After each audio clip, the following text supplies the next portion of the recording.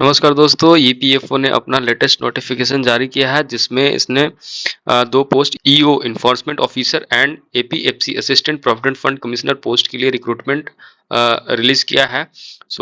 हम इस वीडियो में डिस्कस करेंगे क्या क्या नेसेसरी रिक्वायरमेंट्स हैं इस फॉर्म को फिलअप करने के लिए। सबसे पहले देख लेते हैं कि एसेंशियल क्वालिफिकेशन यहाँ पे लिखा हुआ है essential education qualification bachelor degree in any subject from recognised university. किसी भी रिकॉग्नाइज्ड यूनिवर्सिटी से ग्रेजुएशन होना चाहिए, बस ये एक बेसिक सा एलिजिबिलिटी क्राइटेरिया है जो कि बहुत ही कॉमन है। आगे देखते हैं, यहाँ पे एक चीज और लिखा गया है, वैकेंसीज को लेके 159 पोस्ट होंगे एपीएफसी के लिए, 159 वैकेंसीज होंगे जो कि एपीएफसी के लिए होंगे।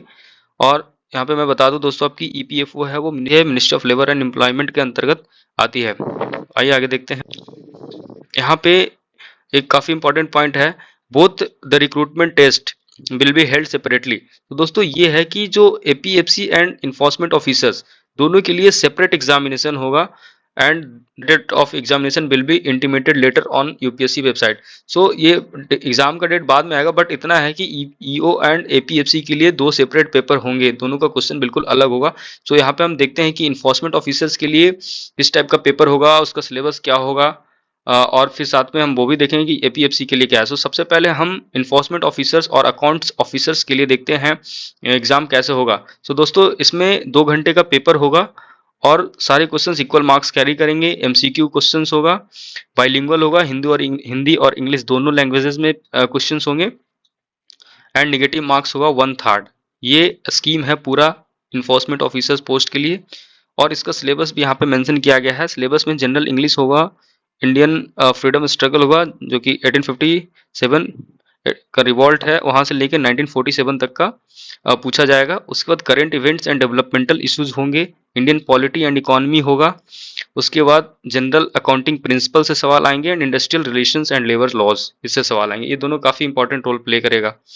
उसके बाद देखते हैं general science and knowledge of computer application से भी क्वेश्चंस आएंगे। General mental ability and quantitative aptitude से भी सवाल रहेगा। सोशल सिक्योरिटी इन इंडिया ये भी मेंशन किया गया है सिलेबस में। दोस्तों आप स्क्रीनशॉट ले सकते हैं, ये पूरा सिलेबस मेंशन किया गया है। यहाँ पे अगर हम वेटेज की बात करें तो मैं यहाँ पे एक चीज और बता देता हूँ कि एग्जाम सिंगल एग्जाम है, एक रिटन एग्जाम होगा, उसके बाद सीधा इंटरव्यू होगा, बीच में कोई मेंस स्टेज नहीं है।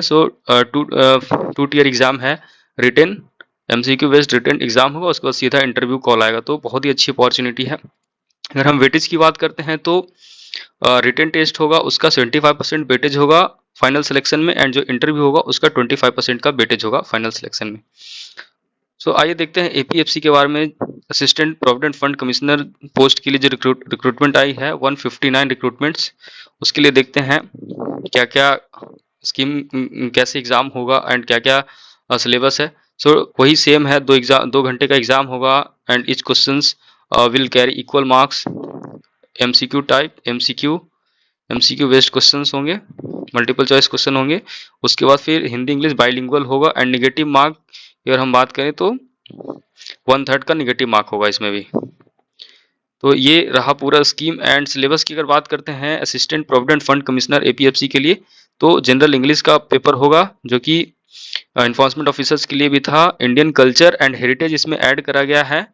पॉपुलेशन डेवलपमेंट एंड ग्लोबलाइजेशन ये भी ऐड किया गया है जो कि इन्फोर्समेंट ऑफिसर पोस्ट के लिए नहीं था। गवर्नेंस एंड कॉन्स्टिट्यूशन उसमें भी है, इसमें भी है। ट्रेंड्स इन इंडियन इकोनॉमी देखना होगा, accounting and auditing and industrial relations, labour laws, insurance पढ़ना होगा। Basic knowledge of computer applications, general science common है दोनों में। एलिमेंट्री मैथमेटिक्स, स्टैटिस्टिक्स इसमें पढ़ना होगा, ये इंक्लूड किया गया है। Statistics and social security in India common in both examination. ये सिलेबस है एपीएफसी का दोस्तों। उसके बाद अगर वेटेज की बात करते हैं तो इसका भी वेटेज सेम है, रिटन का 75% वेटेज होगा एंड इंटरव्यू का 25% होगा, और वही प्रोसेस होगा, बीच में मेंस स्टेज नहीं है इसमें। दोस्तों ये रहा एग्जामिनेशन पैटर्न, कैसे एग्जाम कंडक्ट किया जाएगा। सिलेबस को हमने डिस्कस किया, आइए आगे देखते हैं।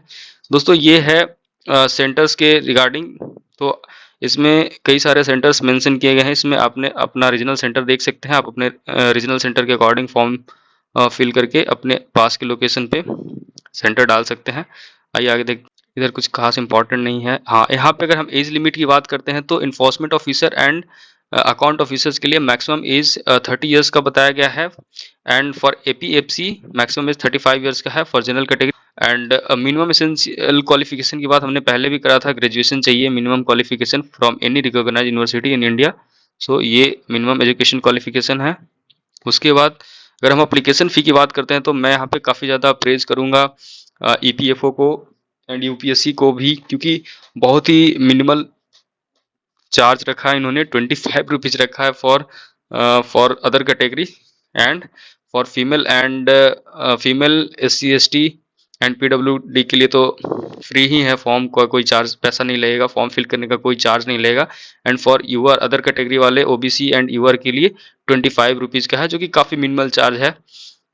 सो क्लास 1 ऑफिसर्स की जॉब के लिए 25 रुपये में आप फॉर्म फिल कर रहे हैं, तो इससे अच्छी बात और क्या ही हो सकती है। Dark detail and how to apply, अगर थोड़ा सा हम यहाँ पे बात कर लें, क्योंकि ये एग्जामिनेशन यूपीएससी कंडक्ट कर रही है, तो दोस्तों आप देखे होंगे अभी रिसेंट में यूपीएससी का सिविल सर्विसेज का भी फॉर्म फिल हो रहा था, तो वहाँ पे उन्होंने OTR लाया है, वन टाइम रजिस्ट्रेशन सिस्टम, जैसे कि SSC CGL के लिए भी OTR करना पड़ता है। तो वहाँ पे आप अपना एक प्रोफाइल बनाते हैं यूपीएससी की वेबसाइट पे, तो जैसे ही आप वहाँ पे प्रोफाइल बनाएंगे तो आप वहाँ पे फिर एलिजिबल हो जाएंगे फॉर्म फिल करने के लिए। तो आप यूपीएससी की वेबसाइट पे जाके OTR कर लें पहले, उसके बाद फिर वहाँ से आप फॉर्म को फिल कर सकते हैं। तो दोस्तों ये था कुछ detail EPFO enforcement officers and APFC assistant provident fund commissioner recruitment को लेके। दोस्तों मैं यहाँ पे मेंशन करना चाहता हूँ कि जो फॉर्म का लास्ट फिलिंग डेट है वो 17 मार्च 2023 तक है। सो अब ध्यान से फॉर्म को फिल कर लें 17 मार्च 2023 से पहले। Thank you.